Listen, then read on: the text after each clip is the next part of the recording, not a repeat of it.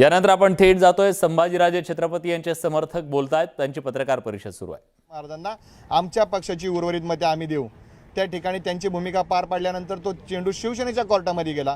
शिवसेनेच्या कोर्टामध्ये तो चेंडू गेल्यानंतर आदरणीय मुख्यमंत्री उद्धवजी ठाकरे साहेब असतील, त्याचबरोबर उदयजी सामंत साहेब असतील, त्याचबरोबर अनिलजी देसाई साहेब असतील, अनिलजी परब साहेब असतील, त्याचबरोबर शिवसेनेचे अतिशय जास्त बडबड करणारे वाचाळवीर संजय राऊत असतील, या सर्व लोकांना माहिती होतं। आणि मी आता जे सांगतोय या बाबतीमध्ये इतकी पुढे चर्चा गेली होती, मीडियाच्या माध्यमातून देखील आपण पाहिलं असेल, एक प्रकारचा ड्राफ्ट त्या ठिकाणी ठरला होता। तो ड्राफ्ट म्हणजे भविष्यामध्ये संभाजीराजेंना जर शिवबंधन बांधण्याची प्रॉब्लेम्स आहेत तर त्या पद्धतीने पुरस्कृत कशा पद्धतीने करता येईल या पद्धतीचा ड्राफ्ट एका बंगल्यामध्ये तयार झाला होता एका मंत्र्याच्या। त्या मंत्र्यांनी कुठल्या पद्धतीचे आडेवेडे घेतले होते, त्यामध्ये स्वतः उद्धवजी ठाकरे साहेबांची संमती होती। संमती असताना तो सगळा ड्राफ्ट फायनल झाल्यानंतर त्यांचं शिष्टमंडळ या ट्रायडंट हॉटेलमध्ये आलेलं आपण सर्वांनी पाहिलं असेल। त्या ठिकाणी सगळ्या गोष्टींची पूर्तता झाल्यानंतर या सर्व व्यक्तींनी त्या ठिकाणी छत्रपती संभाजीराजेंना पुरस्कृत करण्याच्या बाबतीमध्ये एकवाक्यता झाली। मीडियाला देखील शिवसेनेच्या वतीने तशा बातम्या पेरल्या गेल्या की संभाजीराजेंचं नाव शिवसेना पुरस्कृत महाविकास आघाडीच्या माध्यमातून आलेलं आहे। यामध्ये आजही वेळ गेलेली नाही। आदरणीय पवार साहेबांना विनंती आहे, आजवर आपल्यावरती लागलेला डाग विश्वासघातकीचा तो पुसण्याची संधी तुम्हाला आलेली आहे। आदरणीय पवार साहेब असतील, या राज्याचे मुख्यमंत्री उद्धवजी ठाकरे असतील, आपणही छत्रपतींना दिलेला शब्द फिरवता कामा नये। शिवाजी महाराजांच्या महाराष्ट्रामध्ये शिवाजी महाराजांच्या नावात शिव घेऊन जर आपण ही संघटना चालवत असाल तर मी ज्या ज्या नेत्यांची शिवसेनेच्या आणि पवारसाहेबांची यांची नावं घेतली त्यांनी सद्विवेक सोडून स्वतःच्या मनाला शिवाजी महाराजांची साक्ष घेऊन जर सांगावं, छत्रपती संभाजी महाराजांसोबत तुम्ही ओपन टेबल मीटिंग करा आणि तुम्ही दिलेली आश्वासनं जर खोटे असतील तर आम्ही आहे त्या ठिकाणी थांबू। परंतु तुम्ही जी गद्दारी केलेली आहे, तुम्ही जे वागलेले आहेत, हे पुराव्यानिशी ड्राफ्ट घेऊन याची फोटोग्राफ घेऊन येणाऱ्या काही दिवसांमध्ये राजेंच्या परवानगीने मी तुम्हाला सर्वांना भेटणार आहे आणि या सर्व शिवसेनेचा चेहरा या जनतेसमोर आणून येणाऱ्या निवडणुकांमध्ये आम्ही यांना पाणी पाजल्याशिवाय राहणार नाही। परंतु कळकळीची विनंती आहे, अजूनही संधी गेली नाही, अजूनही उमेदवार भरत चालू आहे, आपण संभाजीराजेंना संधी द्यावी हीच विनंती करतो। आता माझे दुसरे प्रतिनिधी बोलतील।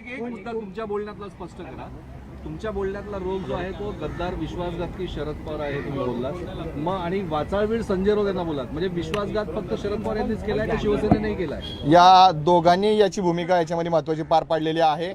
एका बाजूला तुम्ही जो मला प्रश्न केलात, मी माझ्या स्वतःच्या कानांनी ऐकलेला आहे। माननीय मुख्यमंत्री उद्धवजी ठाकरे साहेबांना सर्व गोष्टी मान्य होत्या। माननीय उद्धवजी ठाकरे साहेबांनी पुरस्कृत करणं असेल, त्याचबरोबर तो ड्राफ्ट फायनल करणं असेल, याला समर्थता दर्शवली होती। यामध्ये आलेल्या शिष्टमंडळामध्ये त्यांच्यासोबत चर्चा करताना मी देखील स्वतः सहभागी होतो। त्यांनी संभाजीराजेंनी दिलेल्या अटी मान्य आहेत अशा पद्धतीने सांगितलं होतं। या सर्व प्रक्रियेला जर मुख्यमंत्र्यांचा पाठिंबा आहे तर संजय राऊतांनी हे पाप घेतलेलं आहे आणि येणाऱ्या काळात हेच संजय राऊत महाविकास आघाडीचा नाश केल्याशिवाय राहणार नाहीत आणि आमची पूर्ण तयारी आहे, आमची मतांची गोळाबेरीज झालेली आहे। ह्या निवडणुकीला आम्ही सामोरं जाऊ आणि आमचा विजय निश्चित होईल। या सगळ्यांमध्ये आणखी एक महत्त्वाची गोष्ट अशी आहे की मुख्यमंत्र्यांसोबत बोलणं झालं होतं का? मुख्यमंत्र्यांसोबत बोलणं झालं होतं? हो, मुख्यमंत्र्यांसोबत बोलणं झालं होतं। मुख्यमंत्र्यांचे शब्द मी माझ्या स्वतःच्या कानाने ऐकलेले आहेत, त्यांना या सगळ्या गोष्टी मान्य होत्या। संजय पवार हे मावळे आहेत आणि मावळे असतात म्हणून राजे असतात असं संजय राऊत म्हणतात। आता या ठिकाणी संशोधनाचा विषय आहे की संजय राऊत हे शिव हे कोणाचं नाव घेऊन तुम्ही आलाय हे पहिलं बघणं गरजेचं आहे। या महाविकास आघाडीनं पहिलं ही महाविकास आघाडी तयार करायच्या अगोदर शिवविकास आघाडी असं नाव घेतलं होतं आणि हे नाव बदललं आणि पुन्हा महाविकास आघाडी केलं। दोन गोष्टी लक्षात घ्या, फक्त छत्रपतींचं नाव घ्यायचं आणि धोका या महाराष्ट्राच्या जनतेला दिलेला आहे। आम्ही या ठिकाणी जाणीवपूर्वक सांगतो, प्रियांका चतुर्वेदी असू द्या, ती उर्मिला मातोंडकर असू द्या, अशा लोकांना राज्यसभेवर पाठवायला यांची सहमती आहे। त्यांचं योगदान महाराष्ट्रासाठी किती मोठं आहे हे महाराष्ट्रातल्या जनतेला माहिती आहे आणि अशा लोकांना पाठवताना यांनी कुठली अट शर्त नाही आहे। पण छत्रपतींच्या वंशजांच्या बाबतीत आम्ही सर्व पद्धतीने आम्ही तुमच्या बरोबर आहोत असं बोलून दगापटका करण्याचं काम या उद्धव ठाकरे सरकारने शरद पवारांच्या सरकारने केलेलं आहे। मला तर ह्या ठिकाणी आता जाणीवपूर्वक सांगावं लागेल, हे धोका या शब्दाचं नाव बदलून शरद पवार हे केलं पाहिजे। येत्या काळात महाराष्ट्रातली शिवप्रेमी जनता तुम्हाला या महाराष्ट्रात वेगळं स्वराज्य दिसल्याशिवाय राहणार नाही आहे आणि ही सुरुवात आज झालेले असं मी या ठिकाणी जाणीवपूर्वक सांगतो. जर शिवसेनेने तिकीट दिलं नाही तर पुढची तुमची काय भूमिका असणार आहे? मतांची गोळाबेरी जी आहे ती होती का? जर का शिवसेनेने पाठिंबा दिला नाही, आम्ही इतर पक्षांना भारतीय जनता पार्टी असू द्या, राष्ट्रवादी असू द्या, काँग्रेस असू द्या, याने मी आवाहन करतोय की आपण आता छत्रपतींना अपक्ष म्हणून पाठिंबा देणं गरजेचं आहे.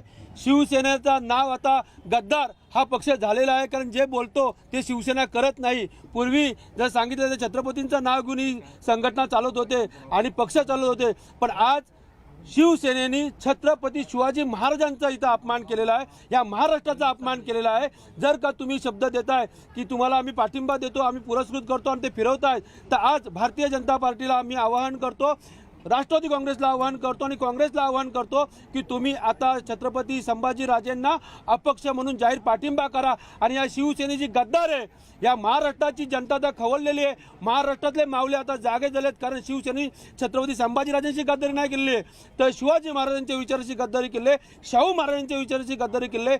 तुमची सीट नसताना सुद्धा संजय राऊत सांगतात आमच्या 2 सीट, तुमच्याकडे 84 मतं आहेत का? शिवसेना 55 मतं आहेत, ती पण गद्दारीने तुम्ही ही सत्ता मिळवलेली आहे.